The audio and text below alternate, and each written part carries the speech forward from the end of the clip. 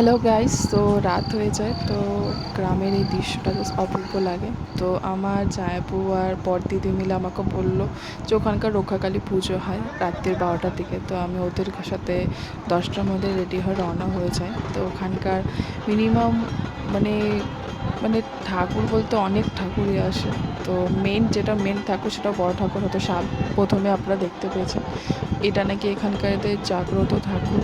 So আমি যাই ওখানে, মায়ের মুখ দেখি, দিয়ে ওখানে পুজোও শুরু হয়ে যায়। এখানকার নিয়মটা একটু আলাদা, যেহেতু নাকি ভোর 4টের সময় মাকে নাকি বিসর্জন করা হয়। তো সবাই সবার মতন প্রদীপ ফটিক বেলগাছার ওখানে ঠাকুরমশাই পুজো করা শুরু করে দিয়েছে যেহেতু। সো এখানে অনেক মানুষ আছে। এটা নাকি জাগ্রত মন্দির, আর এটাকে রক্ষাকালী মা হিসাবে জাগ্রত করা হয়। সো ভেতরে ঠাকুর ভর্তি হয়ে যাওয়ার পরে এই দুটো ঠাকুর সামনে রাখা হয়েছে, আর এইগুলোর সব ঠাকুরের মায়ের প্রসাদ, এই যে পুজো করার সব প্রত্যেকটা কিছু।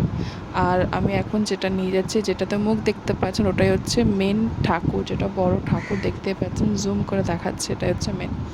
সো আমার কারণে না এখানে এসে মনে হচ্ছিলো যে মা কালীর পুজো দেখবো। তো যাই হোক, এসে কিছুক্ষণ থেকে পুজো দেখেছি। আমার খুব ইচ্ছে ছিল হাজরা কালী মেলায় যাওয়ার, দেখা যাক কী হয়। সো আবার নতুন ব্লগে দেখা হচ্ছে। Bye guys.